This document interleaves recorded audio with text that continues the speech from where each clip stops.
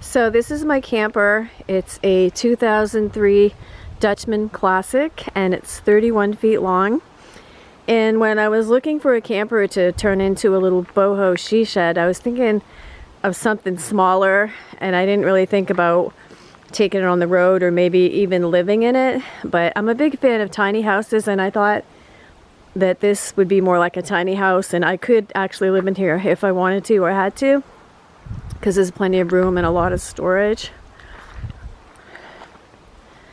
So I named it the Serenity Now. And I made this little wooden sign because I'm a big Seinfeld fan. And I got a peace sign and a hippie parking only sign. Okay, so we'll go inside. I didn't take a before video. I didn't even think to, but I have some before pictures. Give you somewhat of an idea what it was like before. And it was just a regular camper, kind of plain. The cabinets were dark. Things were just dark, and I really wanted to lighten and brighten it up and make it kind of boho-ish. So what I did was I just got a lot of colorful things. And I'm a big thrifter, and I did not spend a lot of money in this camper. I shopped at Goodwill a lot, and these curtains are actually made out of scarves because I don't sew. So I just kind of threw these up there, and I think they're pretty, and I don't care that they don't match. And you know, I just shopped around at the thrift stores, and I just found just all kinds of cute little things. I bought 3 or 4 things, maybe brand new, on eBay. But honestly, the most expensive thing in this redo was the paint, because I painted every ceiling, wall, and cabinet. And I got some little fairy lights to put behind my tapestry here. It's kind of cozy at night. And a little llama. And I have some fake plants throughout the camper. So that's the master bedroom. And then down at the other end, I have this little nook here with another bed. And this is actually kids' bunk beds. And I found out that the top bunk is not for big people, because when I climbed up there to paint, it made a big crack. So I had to paint just standing down on the mattress. So I got my fake plants, my fairy lights, and just threw a curtain up there. And then this curtain, the bottom curtain, and also my kitchen curtain, is actually made out of a dress that I had bought at the Salvation Army. I just thought it matched everything really well. It was really ruffly, so I just kind of draped it up there. And just some colorful throw pillows.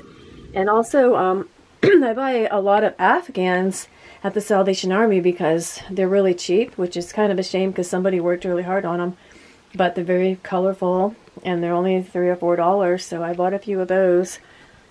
And I found these beads at one of the thrift shops. I thought they were kind of cool. I just strung them up there. And my bathroom actually has a tub, which is great because I cannot live without my tub. And take a bath, you dirty hippie. I got that on eBay. And I have these 2 little raccoons down here. And I couldn't find a rug tiny enough for this space, so I actually got this little placemat. And it actually makes just a perfect little rug, and the colors are good too. And then for the back of the door, I just got this scarf at one of the thrift shops. I think it's really pretty. It's got the suns on it. And I bought this boho looking shirt, not to wear, but just to hang up because I think it looks cool. And then also some little fringe booties just for legs. All of the rugs I got at thrift shops, excuse me, just, you know, I didn't care that anything matches. I just want it to be really colorful. And I put up this backsplash, also put it on the fridge, and that was the hardest part of the whole project because excuse me, I couldn't get the other backsplash off. I think they must have like glued it with super glue. It took me like 10 hours to get the old one off. Then I had to sand all the residue off and be able to get my new one up. So that was kind of discouraging. That was the hardest part. But then I painted all the cabinets because I didn't like the dark gray. I wanted it to be really bright. And I just put up some little fake plants. Ooh, the light's not working with me here. Then I have a TV, and this TV actually will swing around so it can face the bedroom, so you can watch TV in bed, which I like to do. And just little signs and stuff that I found. And then I painted above the tip out. This is actually like a 4-foot tip out. In the winter this moves back in and there's barely any room in here, but with the tip out gives all this space. I got this table and chairs on the marketplace. I painted it green because it was all black and I didn't like the black. I got the Papasan chair on the marketplace too, which has a black cushion also, so I bought an orange tablecloth and just wrapped it around the cushion just to brighten it up. And the rug underneath of the chair actually is not a rug, it's a blanket, but I thought it looked like a rug. So it works as a rug for me, and it matches everything. And then I got these 2 bar stools at the Salvation Army, and they were really wobbly and crappy for $5 each. So I took them apart and put them back together with wood glue, and they're just as sturdy as can be. And I painted the legs green on those. So there's tons of storage. I wanted to show you down here. This cabinet right here you can hang clothes in, and there's also up in the other bedroom there's 2 of these, so there's plenty of room for clothes there. And then we have all this storage. We have drawers down here. There's actually just tons of cabinet space.